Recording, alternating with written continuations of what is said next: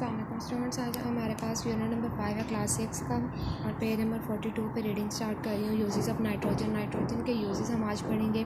Nitrogen is use for making fertilisers. Nitrogen जो है वो फर्टिलाइजर्स बनाने के लिए इस्तेमाल होता है। Liquid nitrogen is use for freezing food. Liquid nitrogen जो है वो फूड को यानी कि हमारी खुराक को फ्रीज़ करने के लिए इस्तेमाल होता है। It is use in engineering. ये इंजीनियरिंग में भी इस्तेमाल होता है to freeze the liquid in damaged pipes.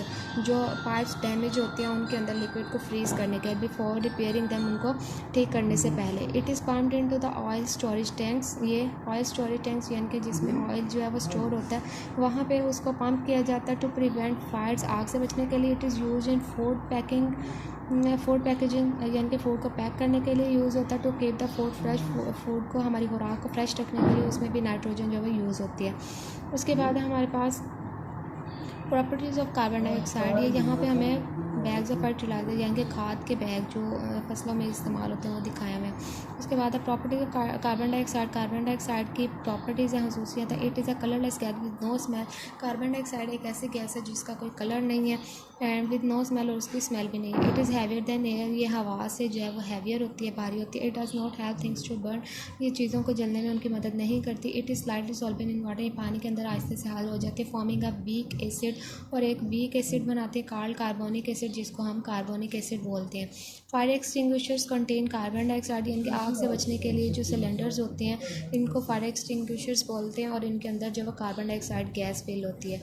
आगे uses of carbon dioxide. Carbon dioxide के यूज़ क्या क्या हैं। It is use in fire extinguishers. ये फायर एक्सटिंग्विशर्स में यूज़ होती है। It is use in cold drinks to make them fizzy. यानी कि ये कोल्ड ड्रिंक्स में यूज़ होती है, उनको फिजी यानी कि उनमें गैस जो हमें नज़र आ रही होती है वो हमारे पास कार्बन डाइऑक्साइड गैस होती है। उनको गैसी बनाने के लिए जो हमारे पास कार्बन डाइऑक्साइड गैस यूज़ होती है। Solid carbon dioxide. सॉलिड जो कार्बन डाइऑक्साइड है which is called dry ice, जिसको हम ड्राई आइस बोलते हैं, is use to keep food frozen. वो खुराक को फ्रीज़ करने के लिए, उसको फ्रोज़न रखने के लिए, जमा हुआ रखने के लिए इस्तेमाल होती है।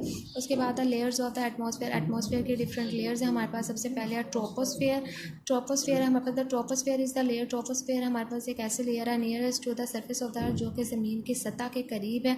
It is about 10 kilometre thick. ये तकरीबन 10 किलोमीटर जो वो थिक यानी कि मोटी होती है एट द पोल्स, अपने किनारों से, and 16 kilometre thick at the equator, और 16 किलोमीटर थिक होती है इक्वेटर यानी कि उसके सेंटर में से। 1/5 of the troposphere is made up of oxygen.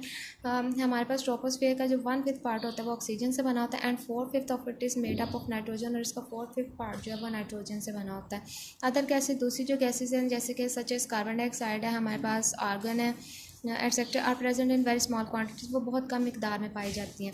उसके बाद है tropopause. Tropopause is above the troposphere. Tropopause जो है वो ट्रोपोस्फेयर से ऊपर होती है। It is the boundary. ये बाउंड्री होती है बिटवीन द ट्रोपोस्फेयर के दरमियान में, एंड द स्ट्रेटोस्फेयर और स्ट्रेटोस्फेयर के दरमियान में। Going upward from the surface, सतह से जैसे ही हम ऊपर की तरफ जाते हैं, इट इज़ द पॉइंट, वहाँ पे एक पॉइंट आता है where air ceases to cool, जहाँ पे हवा जो ठंडी होने लग जाती है विद हाइट, जैसे ही बुलंदी की तरफ, ऊंचाई की तरफ जाते हैं, and becomes almost completely dry, और आहिस्ता आहिस्ता मुकम्मल तौर पर वो कम्प्लीटली ड्राई यानी मुकम्मल खुश्क हो जाती है। It does not have enough oxygen. वहाँ पे ज़्यादा तादाद में ऑक्सीजन नहीं होती फॉर लिविंग थिंग्स, जानदार चीज़ों के लिए, टू सर्वाइव इन, उधर जिंदा रहने के लिए। इसलिए वहाँ पे जो है वो ऑक्सीजन कम होती है, जिसकी वजह से इंसान या कोई भी जानदार चीज़ है वहाँ पे ज़िंदा नहीं रह सकती।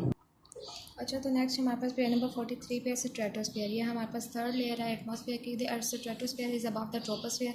स्ट्रेटोस्फेयर जो है वो भी हमारे पास ट्रोपोस्फेयर से ऊपर होती है। It is 3 kilometre thick. ये 3 किलोमीटर जो है वो थिक होती है, and it contains a gas, और इसमें एक गैस होती है कॉल्ड ओजोन, जिसको हम ओजोन गैस बोलते हैं, विच इज़ लाइक ऑक्सीजन, जो कि ऑक्सीजन की तरह ही होती है। It forms a protective shield. ये एक महफूज सी शील्ड उसके ऊपर बना लेते हैं अराउंड आर ज़मीन के गिर्द, विच स्टॉप्स द हार्मफुल रेज, जो कि हार्मफुल यानी कि नुकसानदेह शुआओं को जो वो रोकती है फ्रॉम ऑफ द सन, सूरज की, फ्रॉम रीचिंग इट, यहाँ पे पहुँचने के लिए। आगे ionosphere. The top layer of the atmosphere is called the ionosphere. जो हमारे पास एटमॉस्फेयर की सबसे ऊपर वाली लेयर होती है वो आयनोस्फेयर होती है। There is very little air pressure. वहाँ पे हवा का प्रेशर जो वो बहुत कम होता है। Present in it about 1600 kilometres above the earth. ज़मीन से जो है वो ऊपर जो है 1600 किलोमीटर्स होती है। The earth fades into the space, यानी कि जब ये हम मज़ीद उसमें ऊपर की तरफ स्पेस में जाते हैं तो। The atmosphere protects the earth from becoming too hot. Atmosphere कोई भी आबो हवा जो है हमारे पास प्रोटेक्ट करती है, ज़मीन को फ्रॉम बिकमिंग टू हॉट, बहुत ज़्यादा गर्म होने से बचाती है। When rays from the sun reach the earth, जब सूरज की गर्म शुआएं जो वो ज़मीन तक पहुँचती हैं, दे मीट द एयर, वो हवा से मिलती हैं। They also meet clouds and particles, और ये मुख्तलिफ़ किस्म के बादल और ज़र्रात से भी मिलते हैं। Some of the rays are reflected back into the space, उसमें से कुछ जो रेज हैं, कुछ शुआएं जो हैं वो रिफ्लेक्ट बैक यानी कि वापस स्पेस ही जाती हैं टू द स्पेस में। And some are absorb by the clouds, और कुछ जो है वो बादल उनका अपने अंदर एब्जॉर्ब यानी कि जज्ब कर लेते हैं डस्ट पार्टिकल्स, और कुछ डस्ट पार्टिकल्स को भी। Some of the rays pass through, उसमें से कुछ रेज जो है वो गुजरती हैं and heat the surface of the earth, और ज़मीन की सतह को गर्म कर देती हैं। The surface of the earth and the atmosphere also lose heat, जो हमारे पास ज़मीन की सतह होती है और जो उसकी आबो हवा होती है वो भी हीट को लूज कर देती है by radiating it back into space, दोबारा स्पेस में वापस जाने के लिए।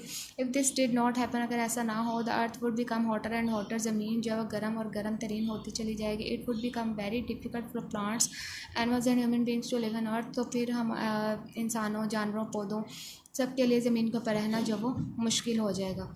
यहाँ तक हमारा टॉपिक होगा आज का लेक्चर।